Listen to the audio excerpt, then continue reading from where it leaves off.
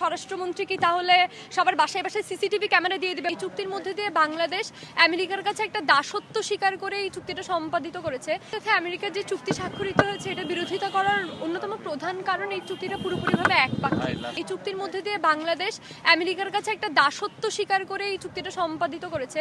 সেখানে পুরোপুরিভাবে আসলে আমেরিকার সাথে আমেরিকা থেকে বাংলাদেশ বিভিন্ন পণ্য কিনতে বাধ্য থাকবে, কত বিলিয়ন ডলারের পণ্য কিনতে বাধ্য থাকবে, এই ধরনের কিছু জোর জবরদস্তিমূলক, মানে এই যে মুক্তবাজার অর্থনীতির কথা বলে আমেরিকার, যেই ক্যাপিটালিজমের কথা বলে মুক্তবাজার অর্থনীতি, সেই মুক্তবাজার অর্থনীতিতে একটা দেশ কি পরিমাণে পণ্য কিনবে সেটা আসলে তার নিজস্ব সামর্থ্য অনুযায়ী হওয়ার কথা। কিন্তু সেখানে আমেরিকা ঠিক করে দিচ্ছে যে বাংলাদেশ কতটুকু পণ্য কিনবে, কত টাকার পণ্য কিনবে।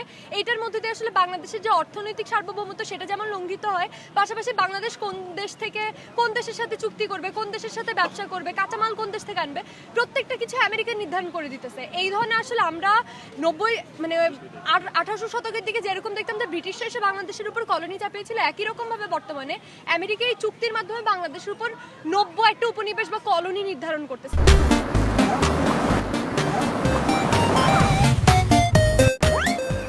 যেটা আসলে বাংলাদেশের আমরা যে জাতীয় সংসদের সামনে দাঁড়িয়েছি, আমরা দীর্ঘদিন ধরে আন্দোলন করে আসছি এবং স্মারকলিপিও পেশ করা হয়েছে জাতীয় সংসদে এই চুক্তিটা সম্পর্কে উত্থাপন করার জন্য। কেন বাংলাদেশের এই চুক্তিটা বাংলাদেশে আদৌ কোনো লাভ আছে কিনা এটা নিয়ে যাতে সংসদে আলোচনা হয়। সংবিধান অনুযায়ী এই ধরনের নিয়ম থাকলেও কিন্তু সেটা সংসদে উত্থাপন করা হইতেছে না। সংসদে সরকারি দল, বিরোধী দল সবাই মিলেমিশে আসলে আমেরিকার কাছে দেশ বিক্রির যে চুক্তি সেটা স্বাক্ষরিত করতেছে, সেটার পক্ষে তারা সম্মিলিতভাবে অবস্থান করতেছে। এনসিপি কে বারবার রাস্তায় স্লোগান তুলতে শুনি যে দিল্লি না ঢাকা, কিন্তু তারপরও এই যে ইন্টারিম পিরিয়ডের সময়ে ভারতের সাথে যে অসম চুক্তিগুলো আছে, যে অন্যায্য চুক্তিগুলো আছে, যে গোপন চুক্তিগুলো আছে, এগুলো কিন্তু তারা প্রকাশ্যে আনে নাই। দিল্লি না ঢাকার এই মুখে ফেনা তুলো তারপরে আবার এই যে মার্কিন সরকারের সাথে যে চুক্তিটা সম্পাদিত হয়েছে এটা নিয়েও কিন্তু তারা সংসদে উত্থাপন করতেছে না। জনগণের ক্যাপ্টেন দিল্লি না ঢাকা, মানে এই যে ভারতীয় আধিপত্যবাদের বিরুদ্ধের কথা বলে ভারতের সাথে অসম চুক্তিগুলো তারা প্রকাশ্যে আনতে পারে নাই। আমেরিকার সাথে যে অসম চুক্তি সম্পাদিত হয়েছে এটা নিয়েও তাদের মুখে কোনো রান নাই।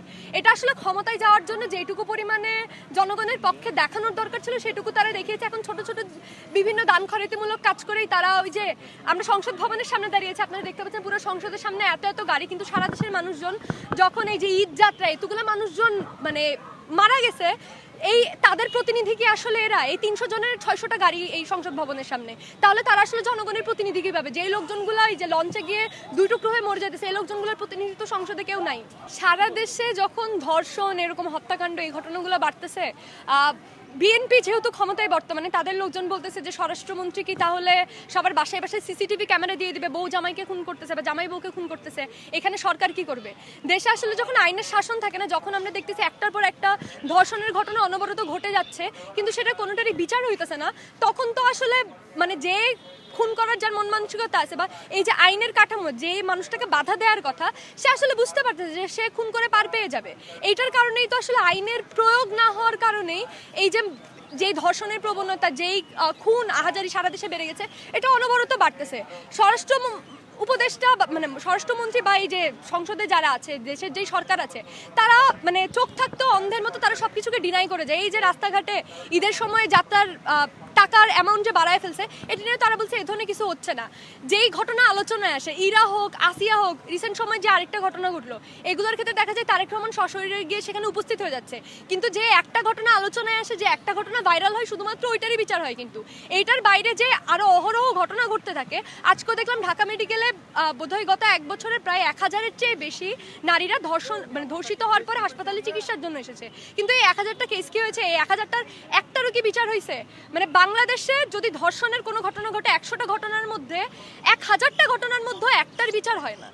সেই জায়গায় আসলে ধর্ষণের মতো ঘটনা বাড়বে, খুনের মতো ঘটনা বাড়বে, এই পারিবারিক সহিংসতার ঘটনা বাড়বে। সেখানে রাষ্ট্র এবং সরকার যখন চুপ, শুধুমাত্র তাদের পরিবারের ক্ষেত্রে যখন ব্যাপারটা আসে, তার মেয়েকে যখন অনলাইনে কেউ সার্চেমিং করে প্রধানমন্ত্রী, তখনই আসলে তার টনক নড়ে যে দেশে এই ধরনের একটা অবস্থা আছে। এর বাইরে অনলাইন বুলিং এর কথা বাদ দিয়ে যদি আমরা সরাসরি ধর্ষণের ঘটনা, ইভেন শিশু ধর্ষণের যেই ঘটনাগুলো খুব নিয়মিত আমরা দেখতে পাচ্ছি, এগুলো নিয়ে কোনো বিচারের চিন্তাও আমার মনে হয় না সরকার আছে। তারা সংসদে বসে 2 সরকারি দল, বিরোধী দল মিলে একটা সার্কাস করতেছে। বিরোধী দল যারা সরকারের এই ধরনের অকর্মণ্যতার বিরুদ্ধে প্রতিবাদ করার কথা, সেখানে জামাত মানে নীরব ভূমি, একটা গৃহপালিত যে বিরোধী দল, গৃহপালিত বিরোধী দলের মতো চুপ করে আছে। আমেরিকার সাথে যে চুক্তি, সেই চুক্তির ক্ষেত্রে আসলে তারা একই রকম ভাবে উভয়ের সম্মতিতেই তারা দেশটা বিক্রি করতেছে। ক্ষমতায় থাকবে তারা, যেমন এখন ধরেন বিএনপি ক্ষমতা আসছে, জামাতের যে অর্থনৈতিক প্রতিষ্ঠানগুলো বা যে ব্যবসায়িক প্রতিষ্ঠানগুলো, সেগুলো যাতে বন্ধ না করে, যাতে ওই ধরপাকড় যেগুলো ইউজুয়ালি আগে সবসময় হয়ে থাকে বিরোধী দলের উপর, ওই ফ্যাসিস্ট প্রবণতা যাতে ফিরে না আসে, ওরা গৃহপালিত হয়ে সরকার দলের সাথে একটা লিয়াজু করেই চলতেছে। সেটা দেশ বিক্রি করার ক্ষেত্রে হোক, সেটা সারা দেশে নারীদের ধর্ষণ, নিরাপত্তাহীনতার কথা হোক, এগুলোর ক্ষেত্রে তারা চুপ।